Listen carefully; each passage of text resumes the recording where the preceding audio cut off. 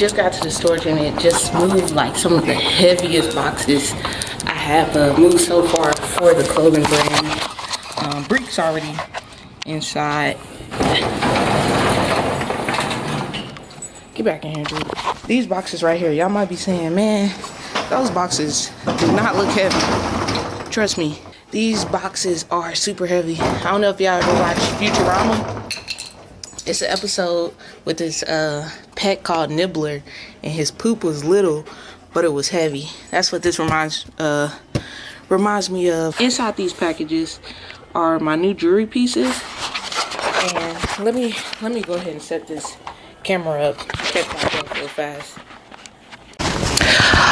Okay guys, so I've packed the orders and I've unboxed these, and I was trying to do the unboxing and everything on camera, but the camera ended up dying, and for whatever reason it didn't save like the clip, and I'm like, that's like the second time that's happened, but it is what it is. But I'm gonna quickly just talk about the tariffs and talk about like how I think that will kind of like affect my business and just kind of allow you guys to understand like the impact of them.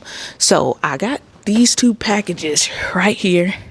I don't know, maybe I should move the camera just to show you guys. I got these two packages right here that just came in, and it's all jewelry stuff, but at the same time it's pretty heavy stuff.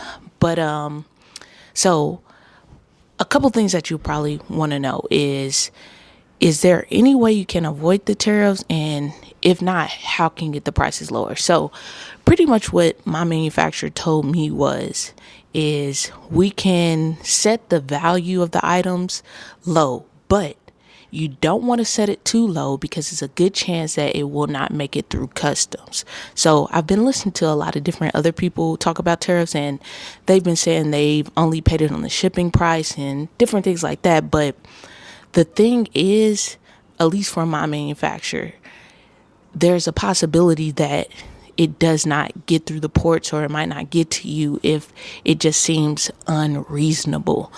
But yeah, we set it pretty low, and in total I paid $115 for my items. So that's just to allow you guys to understand, like, yes, you do have to pay it, because the thing was, it made it all the way to the US, and then once it got here, I got a notification from UPS, and UPS says unable to deliver, pay now. So once I clicked the pay now button, I was like, okay, how much is it going to be? Because my manufacturer told me it was going to be about like $60. When I clicked it, it was, I think it was like 80 for the actual like tariff fee, and then it was like a $17 fee for like a document fee or something like that.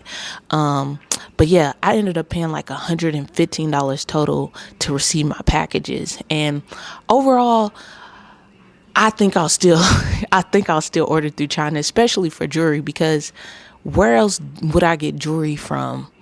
I can't even think, like, where else would I get jewelry from? So I'm personally still going to shop with China, and $115 in total for all the items that I got. So I got like over 400 pieces of jewelry.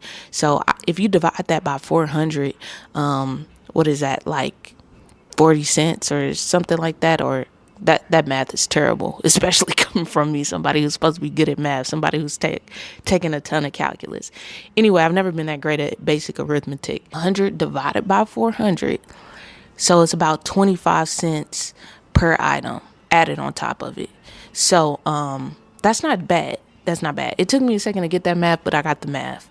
So 25 cents added onto each one of those items as I sell it. So that really isn't going to affect my profit margins that bad. But just to give you guys some perspective, because this is my first time experiencing the tariffs, and at one point we thought the tariffs are going to be 50%. So 30% is not that bad when you really think about it.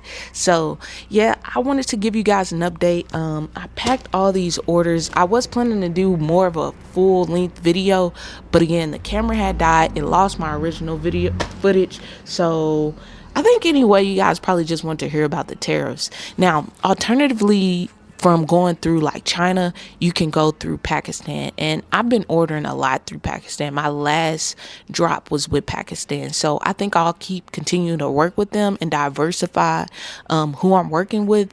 But at the same time, that's not going to make me stop shopping with China. What it will do though is make me be more intentional about like the things that I do drop and the items that I want to get in large quantities from China versus from Pakistan versus from having some of those items made in the US or different things like that. But overall, it's not going to keep me from shopping with them. If you're a brand, a clothing brand, leave down below your opinions on the tariffs. But I think this video is going to be a shorter video. I'll start packing all this stuff up. Today wasn't like a crazy like day when it comes to like sales and stuff. I'll lift this camera up real quick. A lot of these orders are just from the past couple of days, and I run ads, and again, like, I know it's a lot of people who are anti-ads right now, and if you run them yourself, in my personal opinion, it's worth it. So yeah, I run all mine myself. I am self-taught, and like I said, it's worth it for me. So I don't know about the people who pay an ad agency, but if you run them yourself, it's definitely worth it. But yeah, I think that's all I got. I think I'm ready to leave and head out. So I'll see you guys in the next episode. Again, this is a shorter episode. I did want to give you guys an update as far as like the tariff situation, especially since this is like my first time paying for tariffs. I want to give you guys some perspective. But make sure you hit that thumbs up. If you got any questions or comments, leave them down below and I'll make sure I get to those. I'll see you guys in the next video. Peace.